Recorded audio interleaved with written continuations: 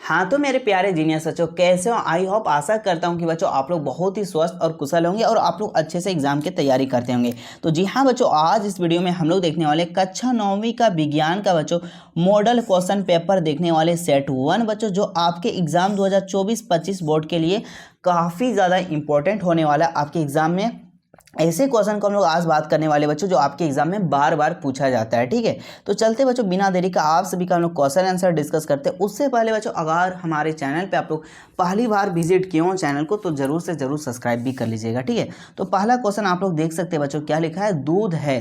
तो दूध क्या होता है बच्चों? द्रव होता है या ठोस होता है या गैस होता है या बीईसी होता है? तो यहाँ पे बच्चों याद रखिएगा, ये आपका द्रव होता है। क्या होता है? द्रव होता है। ऑप्शन नंबर 1 हो जाएगा। याद रखिएगा बच्चों, जो पानी के जैसा रहता है बच्चों, उसको हम लोग बोलते हैं द्रव बोलते हैं। क्या बोलते हैं? द्रव बोलते हैं। ठीक है, ठोस किसको बोलते हैं? जिसको बच्चों जिसका आकार और आयतन दोनों का दोनों क्या रहता है? निश्चित रहता है, उसको हम बोलते हैं ठोस। और गैस किसका बोलते हैं बच्चों? जिसका आकार और आयतन दोनों अनिश्चित होता है, उसको हम लोग बोलते हैं गैस। ठीक है, इसके बाद बच्चों देखिए क्वेश्चन नंबर 2 में क्या है? गैस के कणों के बीच आकर्षण बल होता है, intermolecular force of attraction between gases molecule. यानी बच्चों, कोई भी गैस उसके बीच उसके उनके जो कण होते हैं बच्चों, उसके बीच आकर्षण बल क्या होते हैं? ठीक है, सम एग्जाम्पल बच्चों, यहाँ पे गैस है। ठीक है, ये आप लोग को गैस है, तो इनके जो आकर्षण बल होता है ये बच्चों क्या होता है? कम होता है। क्या होता है? कम होता है। ठीक, ऑप्शन नंबर 2 हो जाएगा। ठीक है, इसके बाद बच्चों देखिए 3 में क्या है? बर्फ का एक टुकड़ा जल की सतह पर तैरता रहता है क्योंकि यह जल से भारी होता है। बर्फ और जल का घनत्व समान होता है।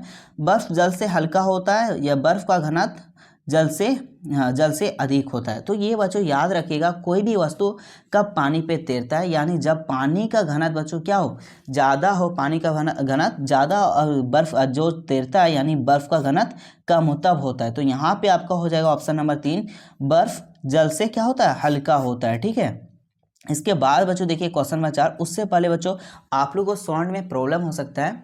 ठीक है, तो उसको थोड़ा सा आप लोग एडजस्ट कर लीजिएगा, क्योंकि सर्दी खांसी बहुत ज़्यादा किया हमको। ठीक है, बहुत ही मुश्किल से वीडियो बना रहे हैं। ठीक है, तो देखिए 4 में क्या बच्चों? गर्म करने पर गैस का आयतन, कुछ भी वस्तु को अगर हम लोग गर्म करेंगे बच्चों, तो गैस का आयतन क्या होता है? तो बच्चों गैस का आयतन जो होता है ना, वो आपका बढ़ता है। क्या होता है? बढ़ता है। ठीक है, यदि गैस हम लोग गर्म कर रहे हैं कोई वस्तु, तो उसका आयतन जो होता है बढ़ता है। ठीक है, और उसका तापमान भी क्या होता है बच्चों? बढ़ता है। दोनों याद रखिएगा। इसके बाद बच्चों देखिए 5 में क्या है? निम्नलिखित में कौन सा कपड़ा गर्मियों के समय में अधिक आरामदायक होता है? तो बच्चों कौन सा कपड़ा जो होता है जो गर्मियों के लिए सबसे अच्छा लगता है? पॉलिस्टर का कपड़ा या सिल्की का या कॉटन यानी सूती बचा, उसके बाद क्या है? सिंथेटिक। तो हम लोग किसका कपड़ा अक्सर यूज करते हैं बच्चों? इसका उत्तर आप लोग 4 डेज के देखिए, आप लोग कमेंट बॉक्स पे आप लोग सभी लोग जरूर बताइएगा। ठीक है, कितना? सॉरी, क्वेश्चन नंबर 5 है ना? हाँ, क्वेश्चन नंबर 5। इसके बाद बच्चों देखिए क्वेश्चन नंबर 6 में क्या है? प्रोटॉन कण है। जो प्रोटॉन कण होता है वो बच्चों क्या होता है? तो आपका होता है धन आवेश होता है। क्या हो जाता है? पॉजिटिव चार्ज होता है। ठीक है, अगर बच्चों आपको यहाँ पे इलेक्ट्रॉन पूछ देगा बच्चों, क्या पूछ देगा? इलेक्ट्रॉन पूछ देता, तो आपका हो जाता है बच्चों नेगेटिव। क्या होता है? नेगेटिव चार्ज होता है इलेक्ट्रॉन, याद रखिएगा। और उसके बाद पूछ देता है आपको न्यूट्रॉन। क्या पूछ देता है? न्यूट्रॉन। तो आपका न्यूट्रॉन जो होता है बच्चों, वो होता है आवेशहीन यानी उदासीन होता है, जिसको हम लोग इंग्लिश में बोलते हैं न्यूट्रल। इसके बाद बच्चों देखिए 7 में क्या है? परमाणु भार बराबर होता है, atomic weight is equal to, neutron की संख्या के बराबर होता है, प्रोटॉन की संख्या के बराबर होते, प्रोटॉन प्लस न्यूट्रॉन की संख्या के बराबर होते, इनमें से कोई नहीं। तो इसका आपका जो सही उत्तर हो जाएगा डियर, वो हो जाएगा आपका न्यूट्रॉन प्लस प्रोटॉन। यानी बच्चों अगर कोई भी एटम का जो परमाणु और न्यूट्रॉन संख्या होता है, उसी को हम लोग क्या बोलते हैं? एटॉमिक वेट बोलते हैं, जिसको एटॉमिक परमाणु भार भी कहते हैं। कभी कभी बच्चों परमाणु द्रव्यमान कहते हैं, एटॉमिक मास भी उसी को हम लोग कहते हैं। ठीक है, इसके बाद बच्चों देखिए क्वेश्चन नंबर 8 में क्या लिखा है? परमाणु के नाभिक में कौन से कण उपस्थित होते हैं? ठीक है, इलेक्ट्रॉन एवं प्रोटॉन, प्रोटॉन एवं न्यूट्रॉन, इलेक्ट्रॉन एवं न्यूट्रॉन, उसके बाद इलेक्ट्रॉन, प्रोटॉन एवं न्यूट्रॉन। तो इसको आप लोग ध्यान से समझिए बच्चों। कोई भी एटम है, मान के चलिए एक एटम है। ठीक है, इसमें बच्चों याद रखिएगा, यहाँ जो रहता है वो रहता है आपका प्रोटॉन और न्यूट्रॉन, और इसी को हम लोग क्या कहते हैं? नाभिक कहते हैं। और जो बाहरी कक्षा में बच्चों, वहाँ पे आपका इलेक्ट्रॉन क्या करता है? चक्कर काटता है। इलेक्ट्रॉन क्या करता है बच्चों? घूमता है। इलेक्ट्रॉन आप घूमते रहता है। ठीक है, तो याद रखिएगा, इलेक्ट्रॉन बाहरी कक्षा में घूमता है और प्रोटॉन और न्यूट्रॉन नाभिक के कण में उपस्थित होता है। यानी ऑप्शन नंबर 2 इसका सही उत्तर हो जाएगा। इसके बाद बच्चों 3 में क्या है? इनमें से कौन सा अक्रिय गैस है? तो अक्रिय गैस पूछा है बच्चों, तो क्या नाइट्रोजन, नियोन, क्लोरीन, ऑक्सीजन। तो यहाँ पे हो जाएगा बच्चों नियोन हो जाएगा। क्या हो जाएगा? नियोन। और साथ में बच्चों अक्रिय गैस कितना होता है? तो टोटल अक्रिय गैस बच्चों आपका 5 होता है। कितना होता है? 5 होता है। जिसमें से आप लोगों को कितना पढ़ना है बच्चों? पहला एगो है हीलियम, दूसरा क्या है बच्चों? नियोन, जिसको हम लोग एनी बोलते हैं, और तीसरा क्या है बच्चों? आर्गन। क्या होता है? आर्गन। ये आपका बच्चों ये 3 क्या है? नियोन गैस है। ठीक है, अक्रिय गैस है आपका। ठीक है, तो 5 में से आप लोग को 3 को ये याद रखना है, 2 आपसे एग्जाम में नहीं पूछा जाएगा क्योंकि आपके क्लास से बाहर का क्वेश्चन है। ठीक है, इसके बाद बच्चों देखिए क्वेश्चन 4 में क्या, सॉरी 10 में क्या लिखा है? कैनाल किरण किसका किरण पुंज है? जो कैनाल किरण है बच्चों वो किसका किरण पुंज है? कैनाल रे आर प्रोटॉन। क्या हो जाएगा बच्चों? प्रोटॉन का क्या पुंज है? ऑप्शन नंबर ए हो जाएगा। ठीक है, इसके बाद बच्चों देखिए क्वेश्चन नंबर 11 में क्या लिखा है? एक तत्व के समस्थानिक होते हैं। Isotope of an element have same atomic number. समस्थानिक किसको कहते हैं बच्चों? जिसका परमाणु संख्या या प्रोटॉन संख्या समान होता है। ठीक है, तो हम लोग उसको क्या बोलते हैं? समस्थानिक। ठीक है, याद रखिए। तो ऑप्शन नंबर यहाँ पे आपका 3 हो जाएगा। और याद रखिएगा बच्चों समभारिक किसको कहते हैं? जिसमें परमाणु संख्या भिन्न भिन्न हो, यानी ऑप्शन नंबर 1 हो जाएगा अगर यहाँ पे समाभारिक रहा तो। ठीक है, और इसका एक उदाहरण आप लोग देख सकते हैं बच्चों, क्लोरीन। जैसे क्लोरीन का एटॉमिक नंबर 17 होता है, परमाणु एटॉमिक मास कितना होता है बच्चों? आपको 35 होता है। उसी तरह एक क्लोरीन है जिसका 17 होता है एटॉमिक मास, और परमाणु द्रव्यमान कितना होता है बच्चों? आपका 37 होता है। ठीक है, इसके बाद बच्चों देखिए क्वेश्चन नंबर 12 में क्या है? सोडियम का सही इलेक्ट्रॉनिक विन्यास क्या है? तो सोडियम कितना नंबर में आता है बच्चों? Na है, और सोडियम कितना नंबर में आता है? आपका 11 नंबर में। और इसको हम लोग किस तरह लिख सकते हैं? 2, फिर सेकंड कक्षा में कितना हो गया? 8, उसके बाद थर्ड कक्षा में 8। अब जोड़िए 2, 8, 10 और 1 कितना हो गया? आपका हो गया 11। ठीक है, तो देखिए यहाँ पे 1 है तो ये क्या करेगा बच्चों? छोड़ेगा, यानी क्या करेगा? किसी और को देगा तो ये सोडियम क्या हो जाता है? छोड़ने से प्लस बन जाता है, किसी को देने से बच्चों क्या हो जाता है? वो प्लस बन जाता है, यानी दान इंसान बन जाता है। उसके माथा में क्या आ जाता है? पॉजिटिव चार्ज आ जाता है। ठीक है, जितना वो दान देगा उतना पॉजिटिव चार्ज, तो यहाँ +1 आ जाएगा। और जो देता है ना बच्चों उसको हम लोग क्या बोलते हैं? धातु बोलते हैं। क्या बोलते हैं? धातु बोलते हैं। तो सोडियम आपका क्या है? एक धातु, मुलायम धातु है। इसके बाद बच्चों देखिए क्वेश्चन नंबर 13 में क्या है? किसी तत्व के परमाणु में न्यूट्रॉन 18 न्यूट्रॉन एवं 17 प्रोटॉन है, तत्व का परमाणु द्रव्यमान होगा। तो यहाँ से आप लोग परमाणु द्रव्यमान किसको कहते हैं ये जानिए बच्चों। परमाणु द्रव्यमान किसको बोलते हैं? तो किसी परमाणु में नाभिक में प्रोटॉन प्लस न्यूट्रॉन की कुल संख्या को परमाणु द्रव्यमान संख्या कहते हैं। तो ये आप लोग 18 और 17 को जोड़ दीजिए, कितना आता है? और आप लोग कमेंट बॉक्स पे आप लोग जरूर बताइएगा। ठीक है, इसके बाद बच्चों देखिए क्वेश्चन में 14 में क्या है? यदि किसी वस्तु का विस्थापन शून्य हो, यदि वस्तु का क्या बच्चों विस्थापन शून्य हो, तो उस वस्तु द्वारा तय की गई दूरी होगा 0 होगा, शून्य नहीं है, ऋणात्मक होगा, शून्य अथवा शून्य नहीं भी हो सकता है। यानी बच्चों विस्थापन क्या कहता है? जहाँ से शुरू किए और जहाँ अंतिम उसके बीच का सबसे न्यूनतम दूरी को क्या कहते हैं? विस्थापन। जैसे बच्चों आपको गेंदा से यहाँ पे आपका ये हाथ है, गेंदा को आप फेंके, ठीक है, ये दूरी कुछ दूरी ऊपर किया, फिर गेंदा आपके पास आ गया, तो इसका विस्थापन यहाँ पे क्या हो गया? 0। अब सपोज एग्जांपल बच्चों यहाँ पे अब लीनियर पे फॉर्म पे लेते, एक गेंदा को हम इधर फेंक दिए, तो इसका विस्थापन क्या होगा? ये वाला दिशा होगा। तो 0 भी हो सकता है, 0 नहीं भी हो सकता है, इसलिए ऑप्शन नंबर डी हो जाएगा, यानी 4 नंबर। इसके बाद बच्चों देखिए 15 में क्या है? ओडोमीटर मापता है। ठीक है, ओडोमीटर है बच्चों, वो मापता है, क्या मापता है? आपका गाड़ी का दूरी को मापता है। ठीक है, वो गाड़ी कितना दूरी तक चला उसको मापता है ओडोमीटर। ठीक है, कभी कभी क्वेश्चन को घुमा के पूछता है बच्चों कि दूरी किस यंत्र से मापा जाता है, तो ओडोमीटर से मापा जाता है। ठीक है, तो स्पीड को मापने वाला कुछ यंत्र होगा ना बच्चों, तो वो उसको कहते हैं स्पीडोमीटर। ठीक है, स्पीडोमीटर क्या मापता है बच्चों? तात्क्षणिक चाल। अगर आपको तात्क्षणिक चाल ऑप्शन में ना मिले तो क्या हो जाएगा? आपका चाल हो जाएगा। ठीक है, इसके बाद बच्चों देखिए क्वेश्चन नंबर 16 में क्या है? 18 किलोमीटर प्रति आवर का वेग से मीटर पर सेकंड के तुल्य होगा। यानी बच्चों जो किलोमीटर है पर आवर, इसको आप लोग को चेंज करना है मीटर पर सेकंड में। ठीक है, तो इसको चेंज करने के लिए आप लोग को एक फॉर्मूला या ट्रिक समझ लीजिए, बता दे रहे, जो है वो उसको लिख दीजिए और उसको बच्चों 5/18 से गुना कर दीजिएगा। कब? जब इसको आप लोग मीटर पर सेकंड में चेंज कीजिएगा। ठीक है, तो यहाँ से देखिए 18 कम 18 और 18 कम 18 बचा कितना बच्चों? 5। तो आपका कितना आ गया? 5 मीटर पर सेकंड। ऑप्शन नंबर 4 हो गया, ठीक है। अब इसी बच्चों 5 मीटर पर सेकंड को 5 मीटर पर सेकंड को किलोमीटर में आप लोग को चेंज करना है। तो क्या करेंगे बच्चों, 18 को 18/5 से अगर गुना कर देंगे, कितना 18/5 से, तो यहाँ से 5 और 5 कट गया, बचा कितना 18 किलोमीटर पर आवर। तो आप लोग देख सकते हैं 18 आप यहाँ पे दिया हुआ भी था, ठीक है।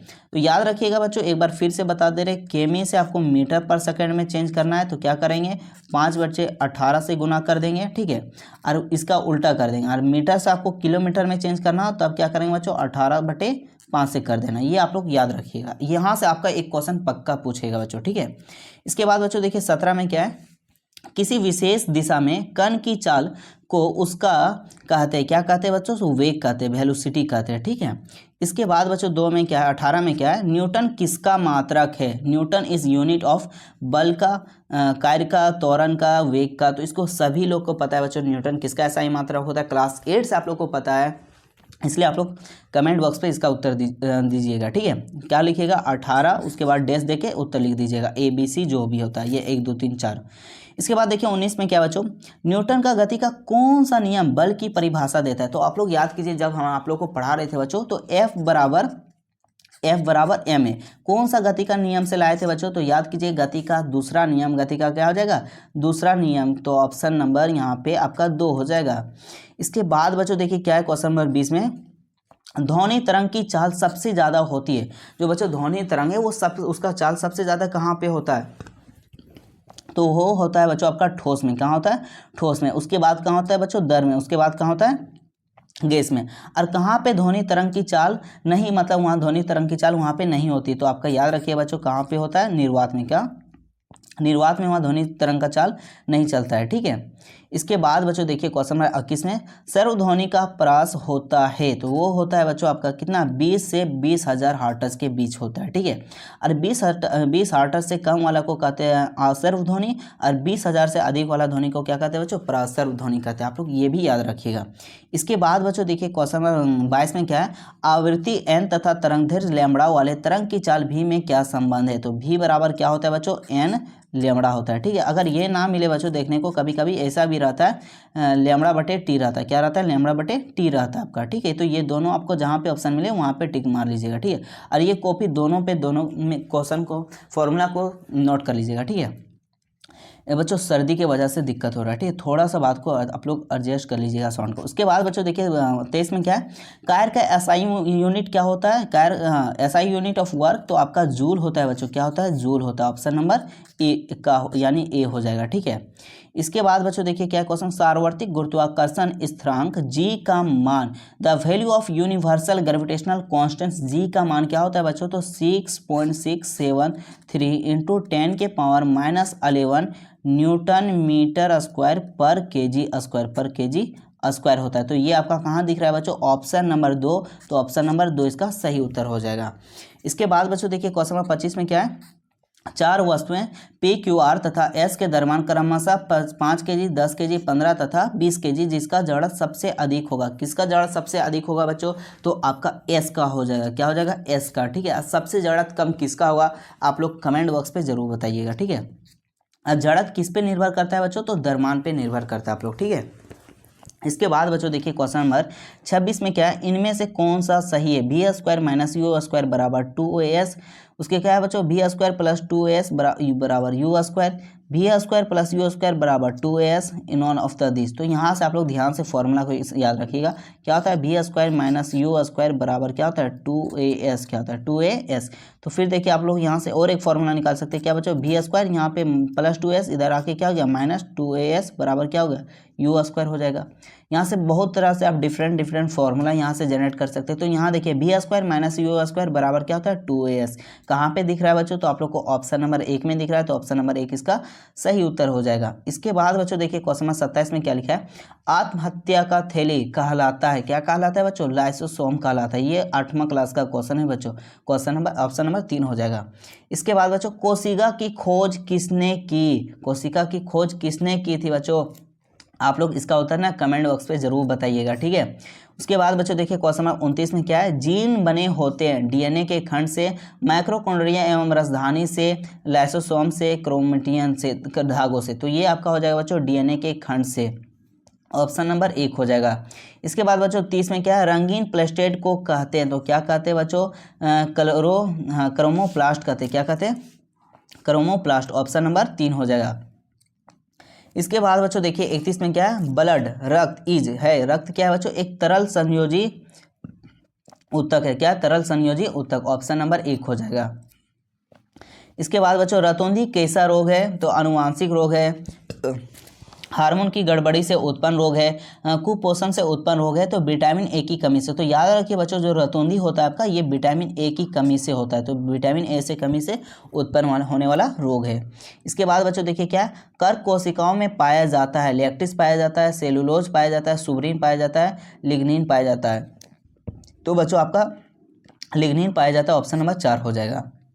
इसके बाद बच्चों देखिए क्वेश्चन नंबर 34 में क्या लिखा है, शरीर का बाहरी और भीतरी रक्षक आवरण बनाते हैं संवेदी ऊतक, एपिथेलियम ऊतक, संयोजी ऊतक, कंकाल ऊतक। तो ये होता है बच्चों आपका एपिथेलियम ऊतक होता है, ऑप्शन नंबर 2 हो जाएगा। ठीक है बच्चों, आप सभी का इतना मुश्किल से वीडियो बना रहे हैं ना, रिकॉर्ड हम कर रहे हैं अभी, वीडियो काफ़ी ज़्यादा दिक्कत हो रहा है। ठीक है, तो आप लोग वीडियो को ज़्यादा से ज़्यादा शेयर भी कीजिएगा। ठीक है, अपने सभी दोस्तों के पास शेयर कीजिए और बोलिए कि याद कर लीजिए, इससे आपका 2-3 क्वेश्चन पक्का रहने वाला एग्जाम में बच्चों। ठीक है, इस तरह का क्वेश्चन आप सभी से पक्का पूछने वाला है, जिस तरह अभी हम आप लोग को ऊपर में समझाए थे। ठीक है, इसके बाद देखिए बच्चों क्या है, क्वेश्चन नंबर हम लोग 34 देख लिए। 35 देखिए क्या है, एनीमिया नामक बीमारी के किस पोषक तत्व की कमी से होता है, आयोडीन, आयरन, तांबा, जस्ता। तो ये होता है बच्चों आयरन, क्या होता है आयरन। कभी कभी बच्चों लोह लिखा रहता है, क्या रहता है, कभी कभी ऑप्शन में आप लोग को लोह देखने को मिल जाएगा। ठीक है, लोह, तो ये वो भी आंसर सही है। ठीक है, आयरन को ही क्या बोलते हैं, लोहा भी बोलते हैं हम लोग।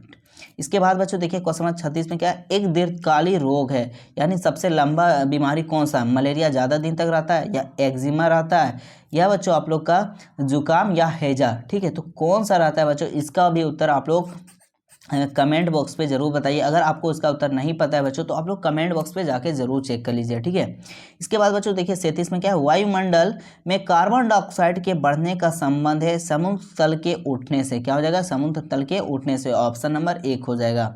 इसके बाद बच्चों 38 में क्या है, पौधों जिन पदार्थ को संश्लेषण करते वे कहलाते हैं जैव रासायन कहलाते हैं। इसके बाद बच्चों देखिए क्वेश्चन नंबर 39, मलेरिया का रोगावाहक है, तो क्या हो जाएगा बच्चों, मच्छर। इसके बाद बच्चों 40 में देखिए क्या लिखा है, वे प्राकृतिक पदार्थ जिनका उपयोग मनुष्य अपने जीवन यापन एवं विकास के लिए करता है कहलाते। तो क्या कहलाते हैं बच्चों, आपका प्राकृतिक संपदा कहलाते हैं। ठीक है, तो बच्चों ये आपका ऑप्शन नंबर 3 हो गया। इसके बाद बच्चों डेली इसी यूट्यूब चैनल पे आप सभी का आज जिस तरह 6 बजे से लाइव हुआ था बच्चों, उसी तरह हमेशा आप सभी का भी 6 बजे से लाइव चलने वाले हैं बच्चों। तो आप लोग जरूर लाइव पे ज्वाइन हो जाइए। अगर आप लोग लेट से वीडियो को रिकॉर्डिंग देख रहे हैं तो आप लोग ज्वाइन हो जाइए वीडियो पे लाइव पे। ठीक है, हमेशा 6 बजे से आप सभी का इसी यूट्यूब चैनल पर शाम 6 बजे चलेगा, तो आप लोग लाइव में ज्वाइन हो जाइएगा और अपने सभी दोस्तों को भी शेयर कर दीजिएगा और अपने क्लास फ्रेंड में सभी को बता भी दीजिएगा। ठीक है, और प्यारा प्यारा आप लोग कमेंट जरूर कीजिएगा। ठीक है, तो हम लोग मिलते हैं बच्चों नेक्स्ट वीडियो में, तब तक के लिए जय हिंद, जय झारखंड, जोहर झारखंड।